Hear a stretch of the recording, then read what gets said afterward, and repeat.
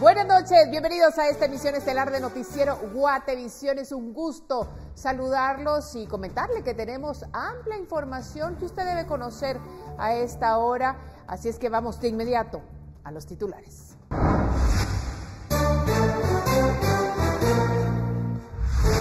El Departamento de Estado de Estados Unidos publica el listado de guatemaltecos señalados de corrupción, entre los que se encuentran Néstor Vázquez, Manuel Duarte y Álvaro Colón.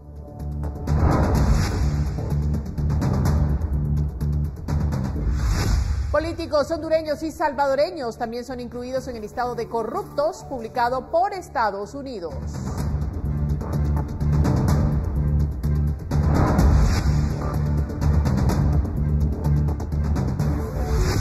Disputa por territorio provoca un nuevo enfrentamiento en Santa Catarina, Ixtahuacán y Nahualá, en Sololá. Se reportan 3 fallecidos en los últimos 20 días.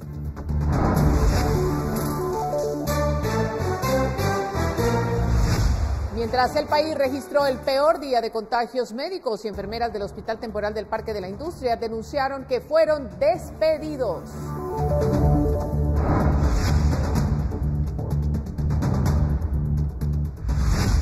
A la escasez y saturación de hospitales se suma el incremento de niños contagiados en estado crítico. Se reportan más de 4,000 casos entre las edades de 0 a 18 años.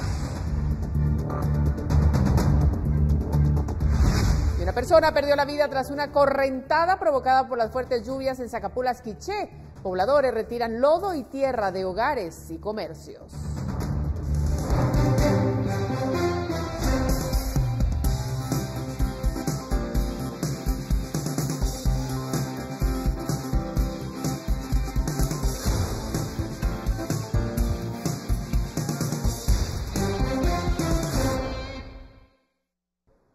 Bueno, esta mañana el Departamento de Estado de los Estados Unidos publicó un listado de 55 centroamericanos con señalamientos de corrupción, un reporte mejor conocido como la lista Engel.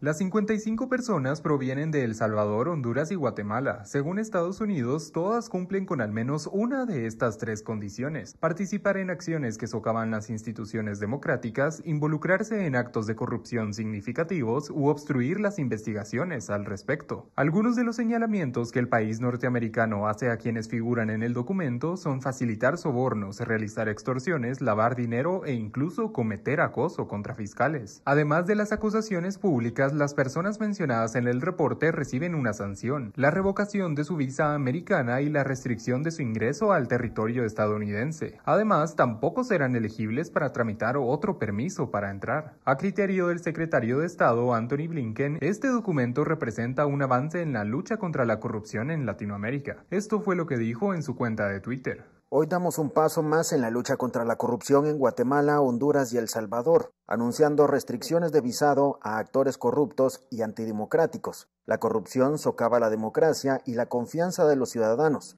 Una mejor gobernanza significa un mejor futuro. Según la Casa Blanca, esta es solo la primera lista que publicarán para combatir la impunidad en Guatemala. Así lo explicó el enviado especial del presidente Joe Biden en la región norte de América Central. Esta zona nueva que se está aplicando por la primera vez, que se requiere una lista por lo menos una vez por año, pero tampoco quiere decir que solamente tiene que ser una vez por año, donde señalamos casos donde tenemos información clara. El funcionario estadounidense también recalcó que dependiendo del avance de las investigaciones, la Casa Blanca podría aplicarles otros castigos a los señalados, como la ley Magnitsky, que conlleva la muerte financiera. No excluimos aplicar otras medidas si son pertinentes. Como bien saben, hay sanciones que están vinculadas a actos de cleptocracia, hay sanciones que están vinculadas al uso del sistema financiero de los Estados Unidos, donde entran otras agencias, Departamento de Justicia y Departamento de Tesoro.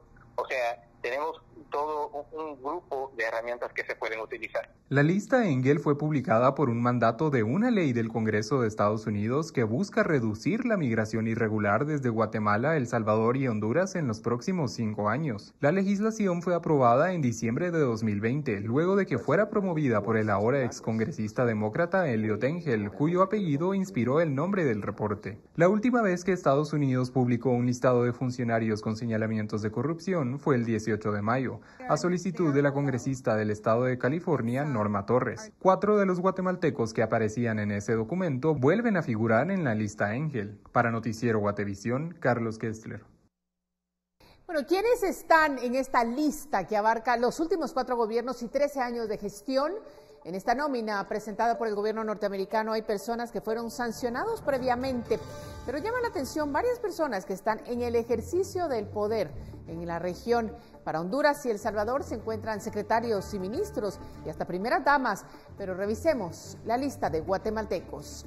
Quizá el más llamativo es el magistrado de la Corte de Constitucionalidad, Néstor Vázquez, recientemente juramentado por el Congreso, aunque había una petición para realizar una investigación en el caso Comisiones Paralelas. Vázquez fue parte de los magistrados que propuso la nómina de jueces supremos y de apelaciones, sobre la que pesa la duda de influencias espurias.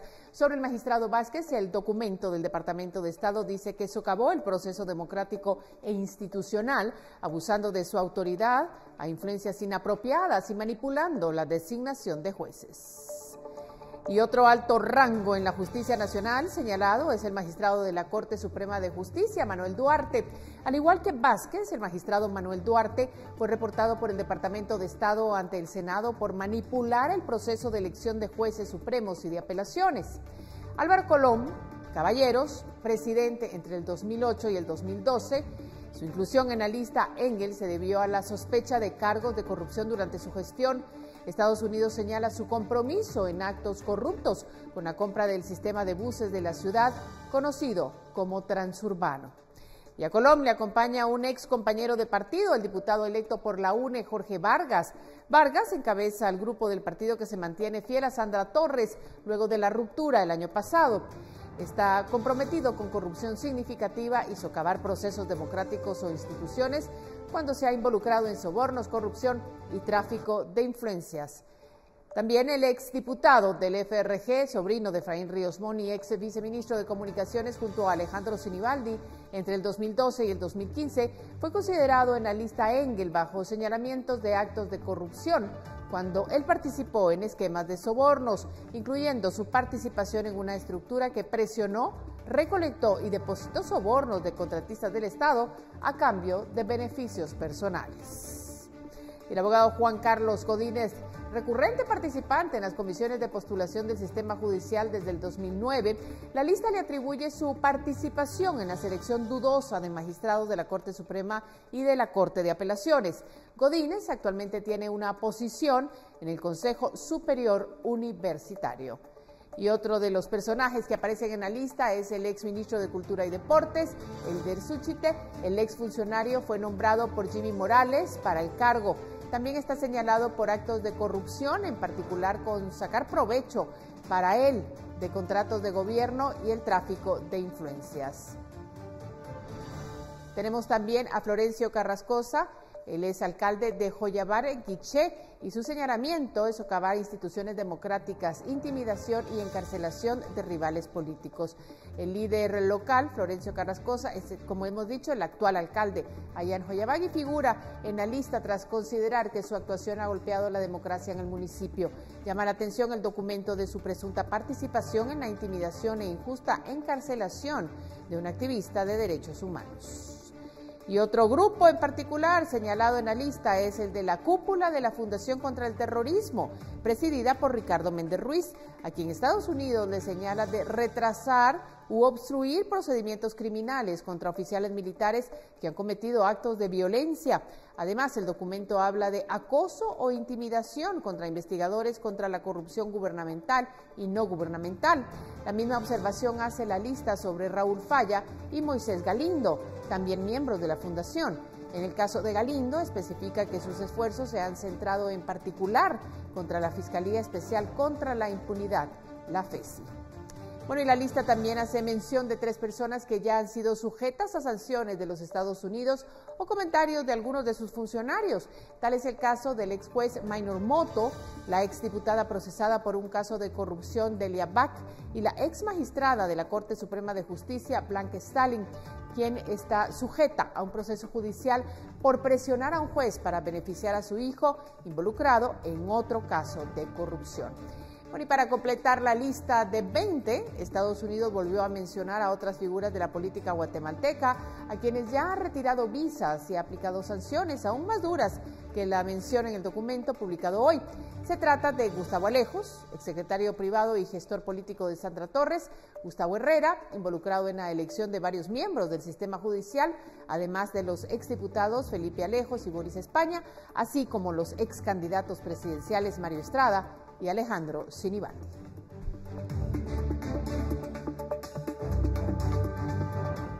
Bueno, ¿y qué responden los funcionarios guatemaltecos que figuran en este listado Engel? Guatevisión y Prensa Libre intentó conversar con los señalados, pero no todos quisieron comentar o defenderse. El equipo de Guatevisión y Prensa Libre acudió a las oficinas del magistrado Néstor Vázquez, así como a las de los diputados Felipe Alejos del Bloque Todos y Jorge Estuardo Vargas de la bancada UNE. La respuesta fue la misma: no estaban disponibles en su despacho y tampoco aceptaron ofrecer una entrevista. Sin embargo, otros 4 señalados sí respondieron a las llamadas. El diputado Boris España sostuvo que respeta la política de la Casa Blanca, pero también afirmó que hay que contactar abogados, hay que investigar e informarse de cuáles son las razones, ¿verdad?, para poder desvanecerlas en su momento. Por su lado, los abogados que representan la Fundación contra el Terrorismo aseguraron no sentirse culpables de lo que Estados Unidos les increpa. Fui incluido debido a que he llevado a cabo una defensa de nuestros veteranos de guerra por cuestiones relacionadas con el enfrentamiento armado interno. Eso no es ningún delito, yo no estoy sindicado de ningún delito. Me llena de orgullo saber realmente que para ellos yo constituyo una amenaza para una potencia debido a ejercer mi función de abogado y de activista social en la Fundación contra el Terrorismo. Considero que se tardaron mucho. Yo esperaba esta designación desde hace mucho tiempo. También hubo quienes atendieron a la entrevista, pero declinaron a comentar en medio de la conversación. Quería saber si usted tiene algún comentario al respecto o... Ninguno. Con imágenes de Eric Ávila para Noticiero Guatevisión, Carlos Kestler. Bueno, ya conocimos quiénes son los guatemaltecos que integran el listado publicado por Estados Unidos señalados de corrupción, pero funcionarios de Honduras y El Salvador también forman parte de este. Las personas en la lista Engel pierden de forma inmediata su visa para acceder a los Estados Unidos. El Departamento de Estado de Estados Unidos anunció este jueves una serie de sanciones dirigidas a funcionarios corruptos del Triángulo Norte. Estados Unidos detalló que los sujetos sancionados habrían participado en actos de corrupción importantes o que obstruyeron las investigaciones de tales actos de corrupción en Guatemala, Honduras y El Salvador. En la lista publicada se encuentran varios funcionarios y colaboradores del presidente de El Salvador, Nayib Bukele. Entre los funcionarios señalados están Óscar Rolando Castro, actual ministro de Trabajo de El Salvador, quien presuntamente obstaculizó investigaciones sobre corrupción y perjudicó a opositores políticos. Es un honor para mí dirigir. Marta Carolina Recino de Bernal, jefa del gabinete gubernamental, a quien se le señala por participar en un mecanismo de lavado de dinero. Quiero aclarar algo. Con Antonatiu Castro Ramírez, asesor legal de Bukele, Estados Unidos lo acusa de colaborar en la destitución irregular de 5 magistrados de la Corte Suprema y del fiscal general. Osiris Luna Mesa, viceministro de Justicia y Seguridad Pública y director general de Centros Penales, durante su gestión, presuntamente ha estado vinculado con coimas y corrupción en contratos públicos. El gobierno estadounidense incluyó al expresidente de Honduras, José Porfirio Lobo Sosa, por aceptar sobornos de la organización de narcotráfico Los Cachiros a cambio de favores políticos. Asimismo, sancionó a su esposa, la ex primera dama, Rosa Elena Bonilla de Lobo, por incurrir en fraude y apropiación indebida de fondos públicos. Que nos ha tratado con mucho cuidado. El exmandatario hondureño negó las acusaciones y las calificó como una ofensa y se refirió al actual presidente Juan Orlando Hernández como el mayor corrupto de toda la historia del país centroamericano. Una docena de legisladores hondureños en funciones fueron incluidos dentro de la lista de presuntos casos de corrupción. Reportó para Noticiero Guatevisión, José Linares. Bueno, así las cosas con esa lista, pero vamos a cambiar el tema porque en menos de un año 2 gobiernos declararon estados de sitio en los municipios de Nahualá y Santa Catarina, Ixtahuatán, Sololá, debido a la lucha constante por obtener el control de los afluentes de agua potable y también porque no está definido el límite territorial en sus tierras. Los disturbios han dejado a personas sin vida, incluso a niños. Vecinos de Santa Catarina y Ixtahuacán aseguran que no viven con tranquilidad, debido a que desde hace varios meses el conflicto por tierras volvió a causar daños, específicamente en la aldea Chirijosh. Lamentablemente, pues ayer, horas de la mañana, estábamos nosotros en la municipalidad cuando empezaron los hermanos de Nahualá a disparar a diestra y siniestra.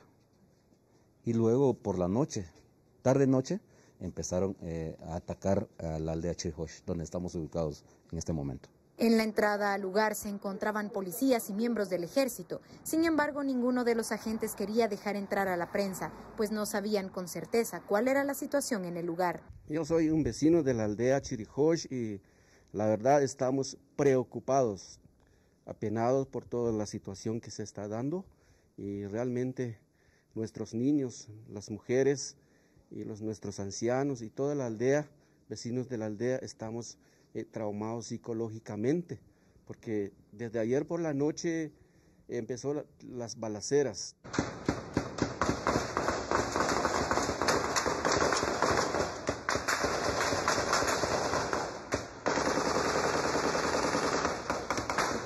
Armas de alto calibre resonaron en la zona y los vecinos de Ixtahuacán aseguran que esto ha sido así desde hace varios meses. Específicamente los ataques que nos están haciendo el pueblo de Nahualá y sus cantones es muy fuerte.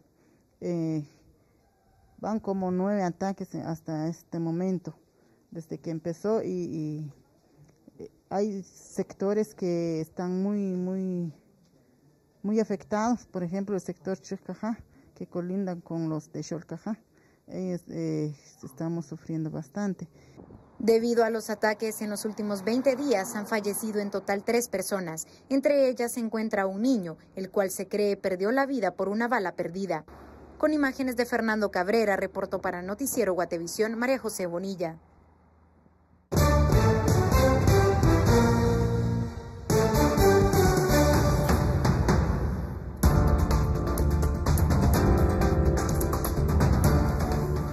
Mientras el país registró el peor día de contagios, médicos, enfermeras del Hospital Temporal del Parque de la Industria denunciaron que fueron despedidos. Ya volvemos.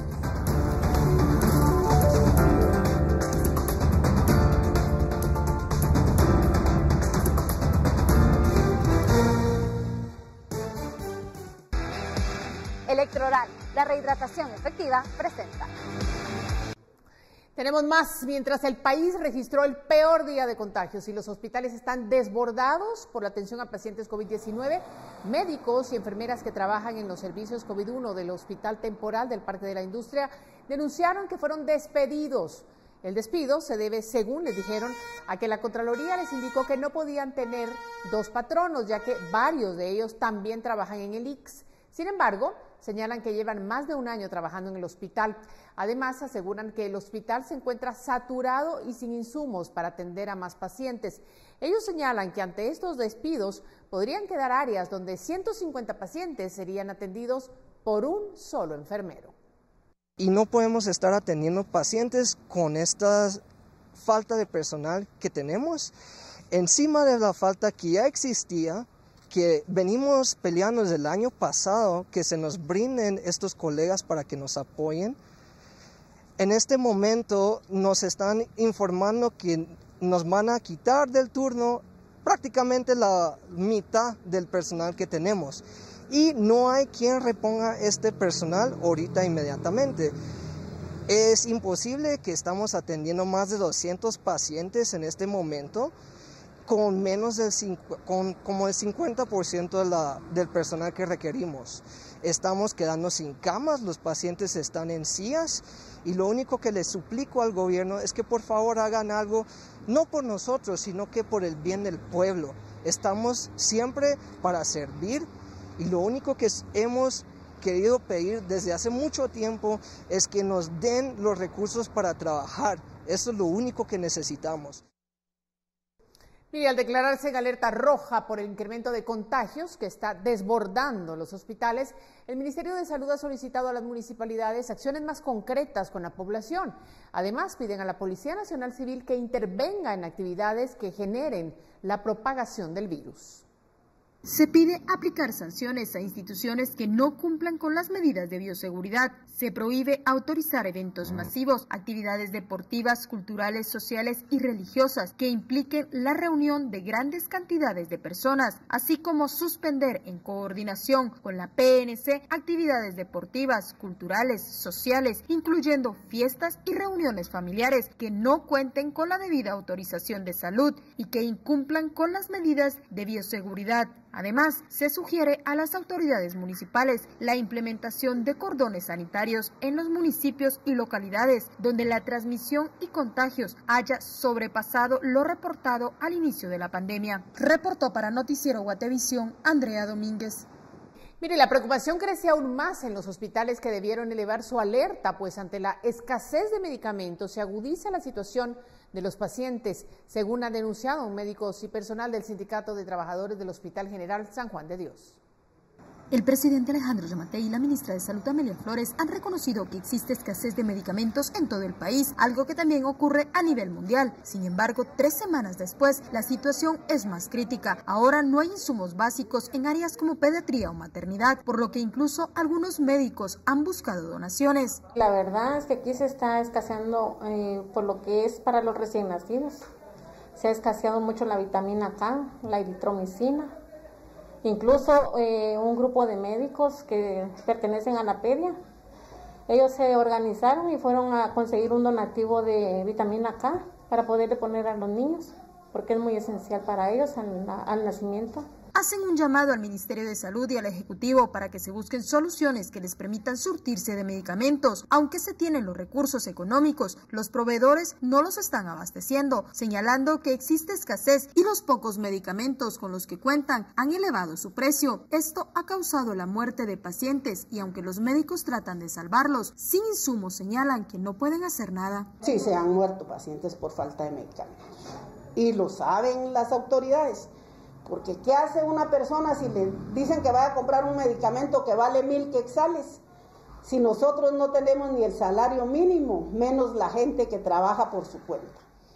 Porque ellos quieren salvar la vida, pero eso es como mandar a alguien a una guerra sin armas. ¿Cómo van a mandar a un médico sin medicamentos? ¿Cómo van a mandar a una enfermera a calmar el dolor si no tienen con qué?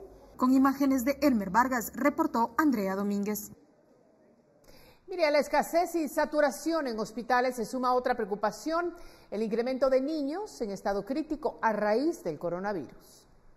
Mientras el Ministerio de Salud eleva la alerta a roja en los hospitales por el incremento de casos, los médicos están preocupados, pues ha comenzado un repunte de contagios de niños, principalmente en estado crítico, algo que meses atrás no se daba, y los rangos de edades van desde maternal hasta aquellos que ya están en edad escolar. Ya no solo son los adultos de la tercera edad, sino también ya son los niños que tenemos que cuidar.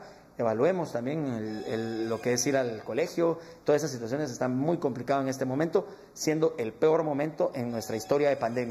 Al revisar el tablero que evidencia el avance de la pandemia en el país, solo en junio de 2021 se reportaron 4.123 casos que comprenden las edades de 0 a 18 años. De estos, 1.094 son menores de 9, un rango de edad que reporta ya 62 fallecidos en toda la pandemia. 10 han muerto solo en junio de 2021. El director del Hospital General San Juan de Dios también indicó que esto es preocupante, pues cada día ingresan más menores. Estamos con nuevas cepas, estamos aumento de casos, estamos con el país abierto y sin medicamentos en algunos momentos y sin espacios ya en los hospitales.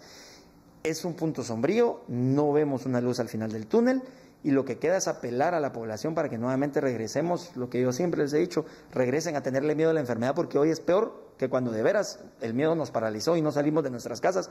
Hoy estamos peor. La primera ola no era nada de lo que estamos viviendo hoy. Con imágenes de Elmer Vargas, reportó Andrea Domínguez.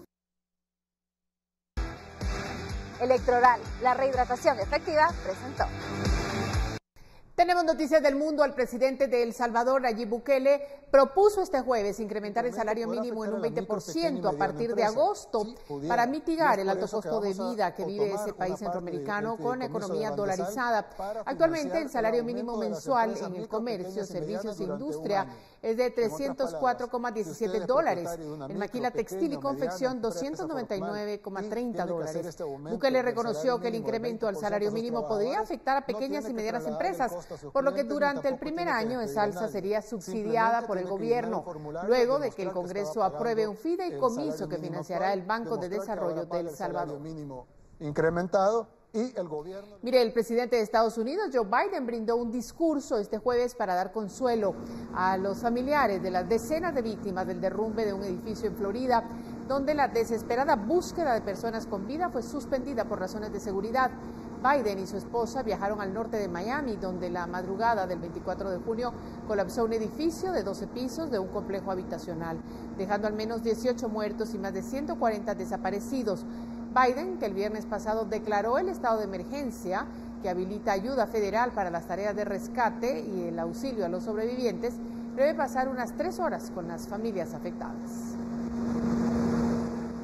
Y la erupción del volcán Taal ha puesto en alerta a Filipinas. La Agencia Sismológica Nacional instó el jueves a la evacuación de hasta 15,000 personas que viven en las zonas cercanas al sur de Manila. El coloso, ubicado en medio de un lago, lleva días expulsando dióxido de azufre, lo que ha provocado una densa neblina sobre la capital y provincias aledañas. Taal es uno de los volcanes más activos de ese país. Su última erupción ocurrió en enero del 2020, cuando expulsó cenizas que alcanzaron los 15 kilómetros de altura y la lava que arrojó a solo una gran multitud de viviendas, obligando a más de 135,000 personas a trasladarse a refugios.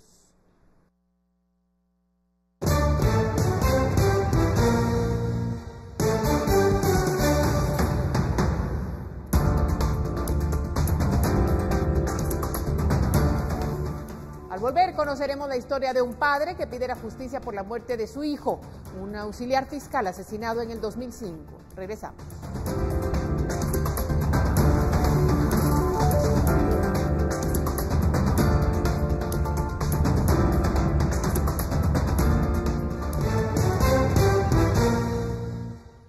Como siempre, un gusto recibir a Pamela Valdés. Ella trae el pronóstico del clima.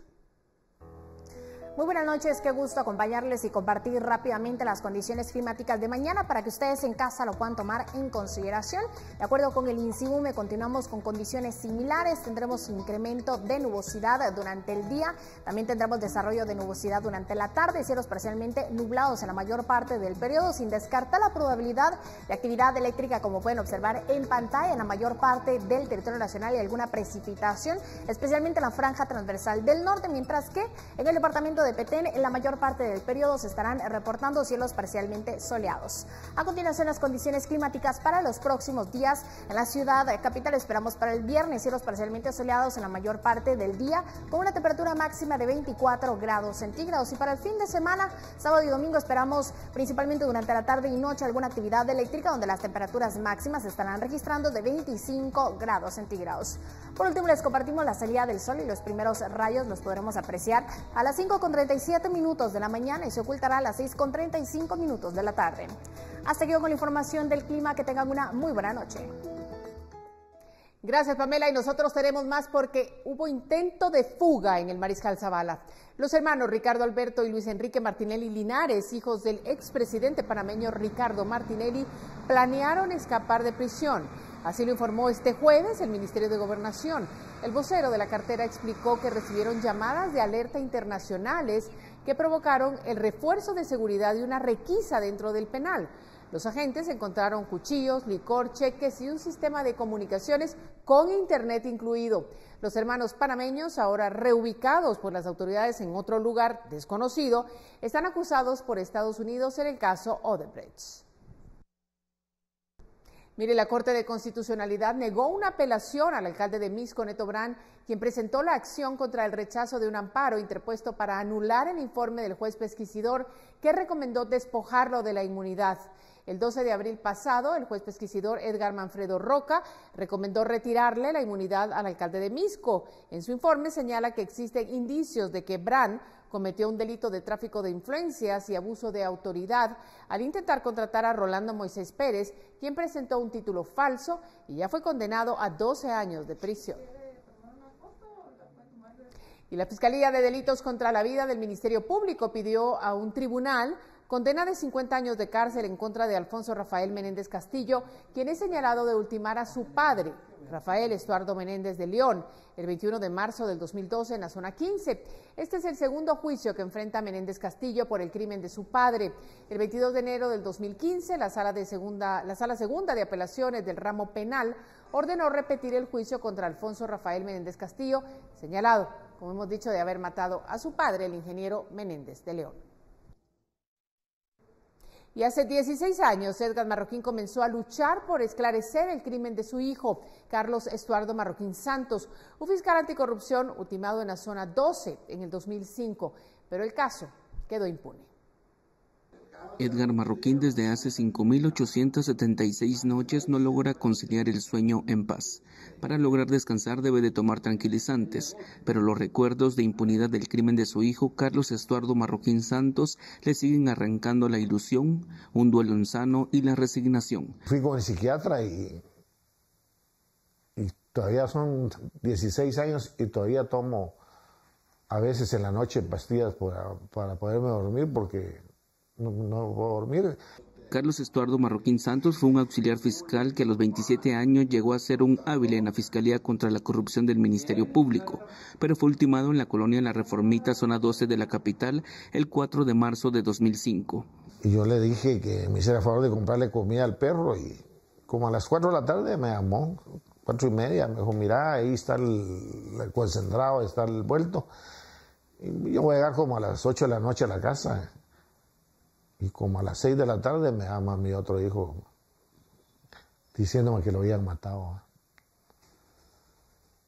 En una habitación de su casa, Edgar Marroquín conserva los recortes de prensa de los casos de corrupción que investigó su hijo. El auxiliar fiscal investigó el caso de triangulación de dinero de la Contraloría General de Cuentas a los partidos UNE y PAN. También le siguió la pista al exsuperintendente de Administración Tributaria, Marco Tulio Abadío, quien fue señalado del saqueo de 60 millones de quetzales. Entonces eso es lo que me tiene a mí molesto, de que siendo un trabajador, un colaborador de la institución no haya hecho nada por esclarecer el caso, ¿va?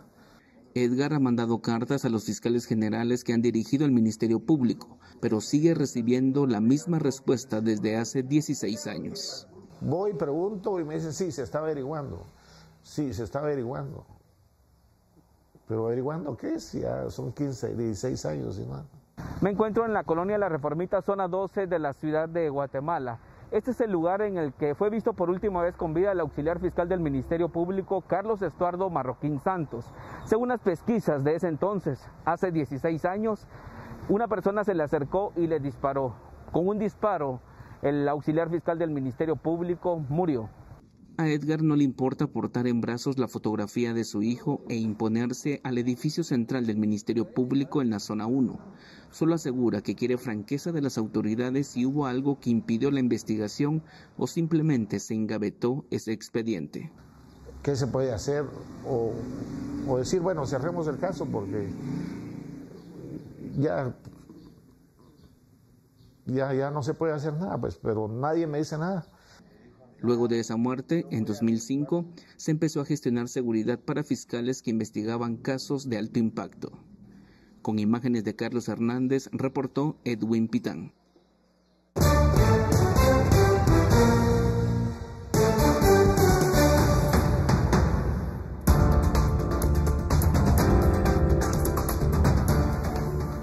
Una persona perdió la vida tras una correntada provocada por las fuertes lluvias en Zacapulas, Quiché. Ya volvemos.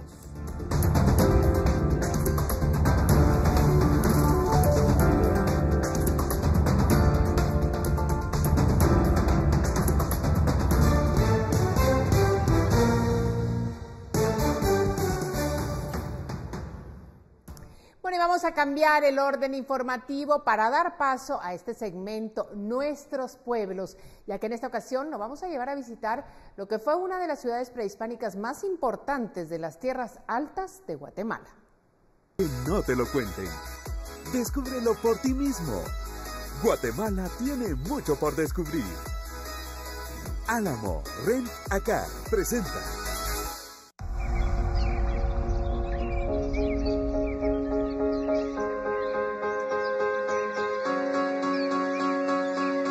Inaugurado en la década de 1970, el sitio arqueológico Caminal Juyú o Cerro de los Muertos es el único punto relativamente extenso que queda de lo que fue la capital regional prehispánica más importante del altiplano central guatemalteco. El acelerado crecimiento de la ciudad desde hace 4 décadas ha dado como resultado la desaparición de cerca del 90% del sitio, por lo que el área que queda es celosamente protegida.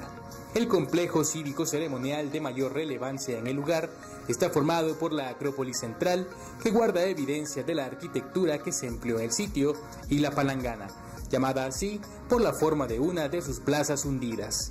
Además, este lugar cuenta con un museo que resguarda una colección de materiales culturales como piezas de cerámica, lítica, concha y monumentos esculpidos, manifestados en estelas y esculturas zoomorfas del período preclásico tardío. Que no te lo cuenten. Descúbrelo por ti mismo. Guatemala tiene mucho por descubrir. Álamo Rent a Car presentó. Bueno, en otras noticias, una persona fallecida dejó una correntada provocada por las fuertes lluvias en Zacapulas, Quiché. Los vecinos se mantienen en alerta porque las lluvias continúan en toda esa región.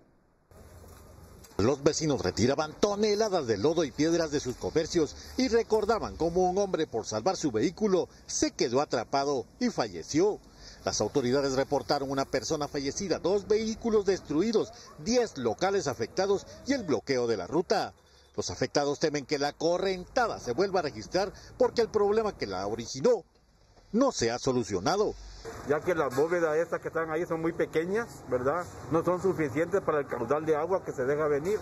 Entonces, a raíz de esto, pues consideramos en que coordinación con las autoridades, tanto municipales como de gobierno, ver de qué manera hacemos una bóveda mejor grande ahí e evitar estos desastres que se dan año con año. Las autoridades municipales dijeron que no pueden hacer nada porque el problema está en la carretera, que es una ruta nacional y le compete a Covial. Responsabilizaron a la compañía que construyó la carretera y colocó unas bóvedas muy pequeñas, lo que inunda todo el sector al bajar el agua de las lluvias de la parte alta del municipio. Y lamentamos la compañía que construyó esa carretera, debería dejar más grande para que el río pase, pero dejan unos pequeños y el río viene, la quebrada viene y trae piedra y palos y se traban y sube. Y se sale de la carretera, ¿verdad? El paso vehicular se liberó pasado el mediodía. Para Noticiero Guatevisión reportó Héctor Cordero.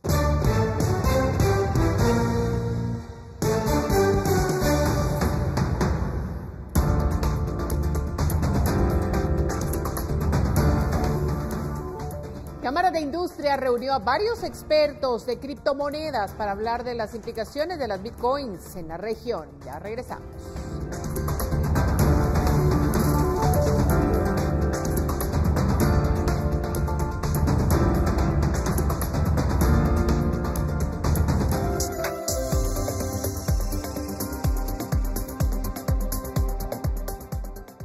Bueno, porque debemos estar enterados de lo que sucede en el ámbito económico. Vamos con Paula Osaeta y el segmento Hablemos de Dinero. ¿Cómo están? Buenas noches. La Dirección de Atención y Asistencia al Consumidor informó que las denuncias durante el 2021 han disminuido. Sin embargo, los comercios y almacenes continúan encabezando la lista de sectores más denunciados. Hasta mayo del 2021 se presentaron 1.872 quejas a comercios y el año pasado, durante ese mismo periodo, sumaron 1.841.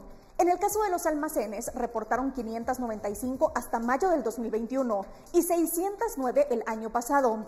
Los servicios de telefonía celular ocupan el tercer puesto en la lista de quejas con 1.317 denuncias a mayo del 2020 y 624 este año. Para el suministro de agua y de energía eléctrica también se han presentado quejas. El mayor pico lo registró la energía eléctrica en abril del 2020 con 1.570 quejas solo en ese mes. Y en otros temas, Cámara de Industria reunió a varios expertos de criptomonedas para hablar de las implicaciones de las bitcoins en la región.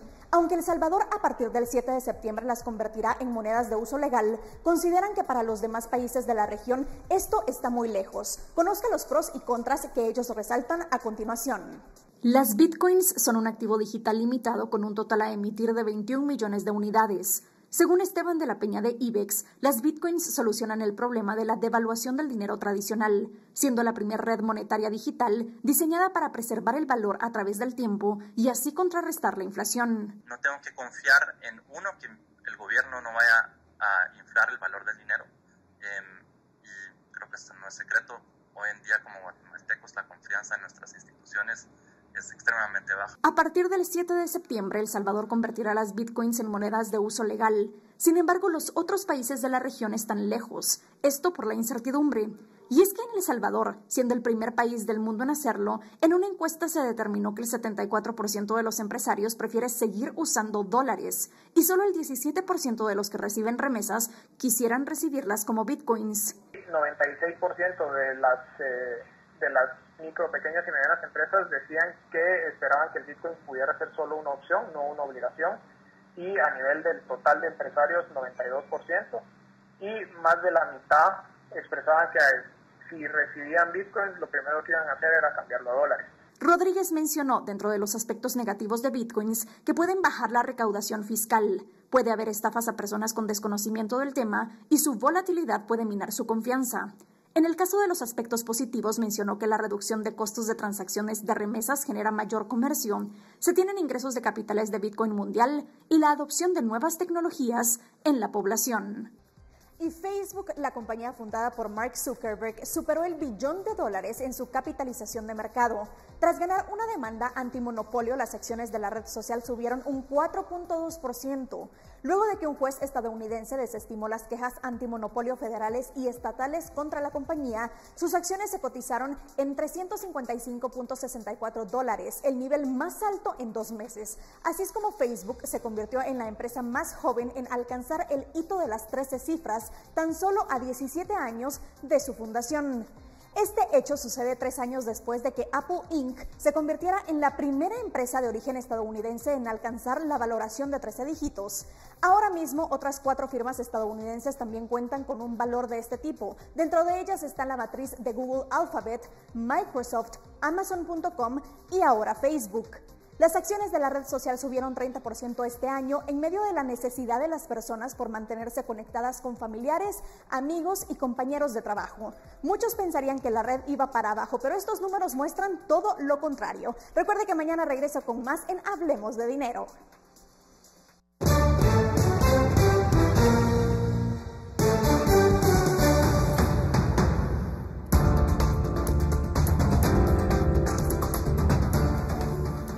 En instantes conoceremos las fotografías, videos y denuncias que usted nos comparte a través del WhatsApp de Guate Reporta al 4003-3859.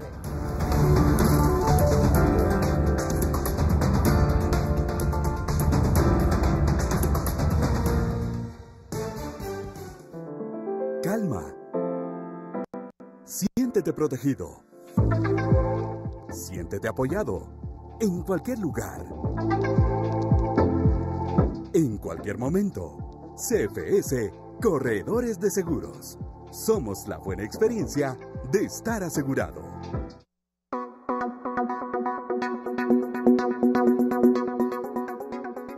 Bueno, cómo nos agrada dar paso a este segmento donde usted a través del 4003-3859 es el protagonista.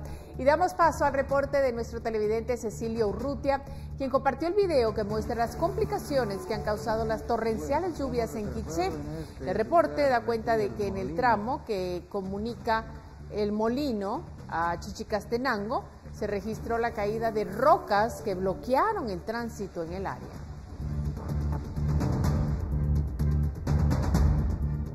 Y ahora damos paso al reporte de Gabriela Velázquez, quien nos envió el video que muestra varios vehículos que se desplazan en contra de la vía en Río Bravo, Suchitepeques.